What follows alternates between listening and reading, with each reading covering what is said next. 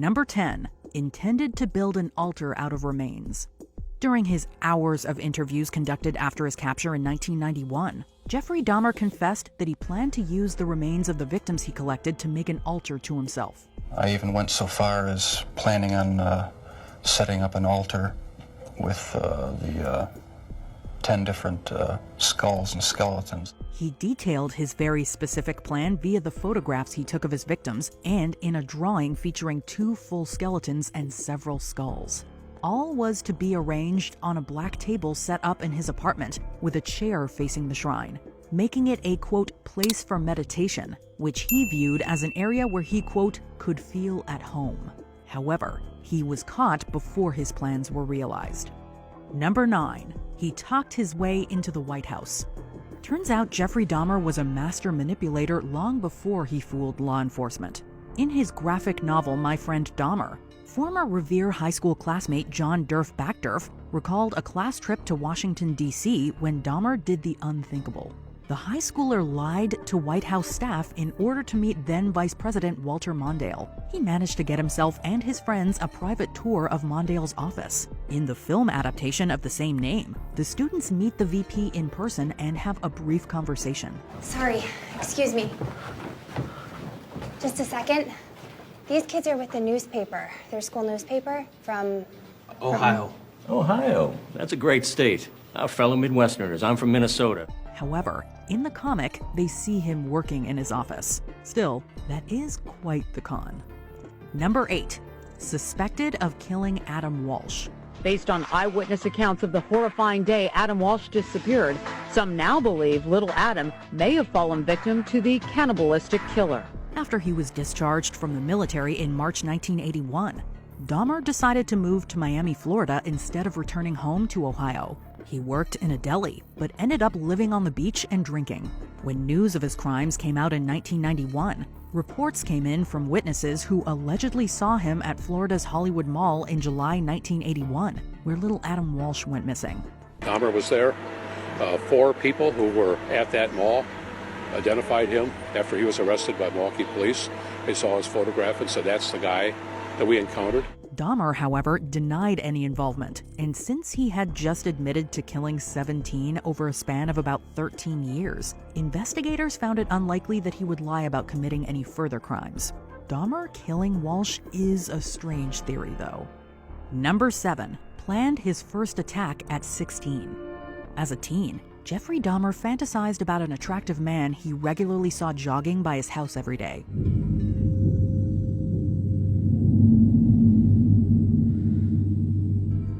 Once his fantasies became too great, he hatched a plan to attack the man and bring him into the woods to commit non-consensual acts.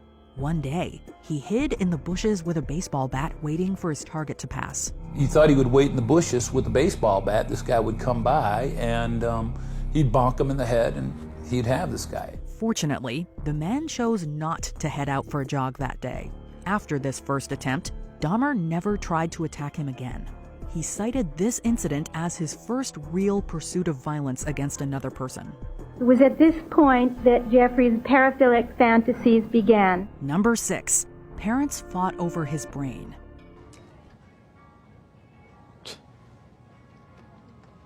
What? I didn't say a thing, did I? The bizarre and disturbing nature of his unspeakable crimes made Jeffrey Dahmer a particularly fascinating serial killer.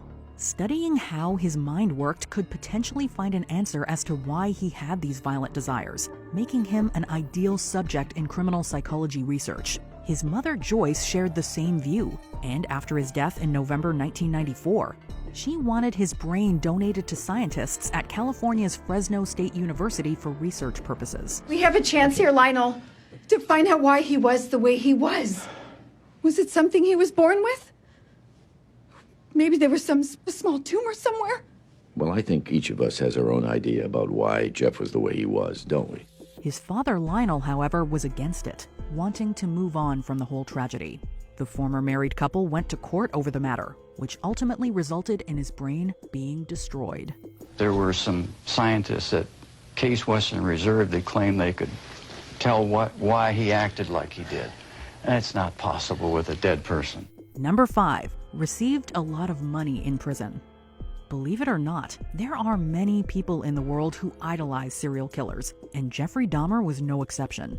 As seen in the Netflix series, he received fan letters with gifts and requests for drawings. Will you send me back, like, a drawing or something? And I sent you $5.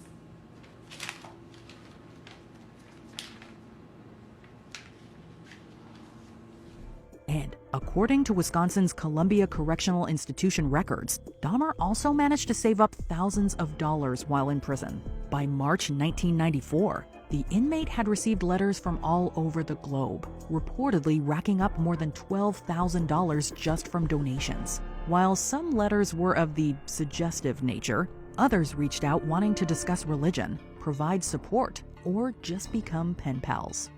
Number 4. His death parallels his first murder. In the early hours of November 28, 1994, Jeffrey Dahmer was cleaning the prison gym when he was killed by fellow Columbia Correctional Institution inmate Christopher Scarver. Another inmate on cleaning duty, convicted murderer Jesse Anderson, met a similar fate. Scarver, also serving a life sentence for murder, reportedly attacked Dahmer with a 20-inch metal bar from a piece of workout equipment. Dahmer died soon after the incident, and as chance would have it, back in 1978, a teenage Jeffrey Dahmer killed his first victim, Stephen Hicks, with a dumbbell. Number 3. Took home a fetal pig. One of the most widely known facts about Jeffrey Dahmer's childhood is that he had a fascination with the internal organs and bones of dead animals, going so far as to collect roadkill.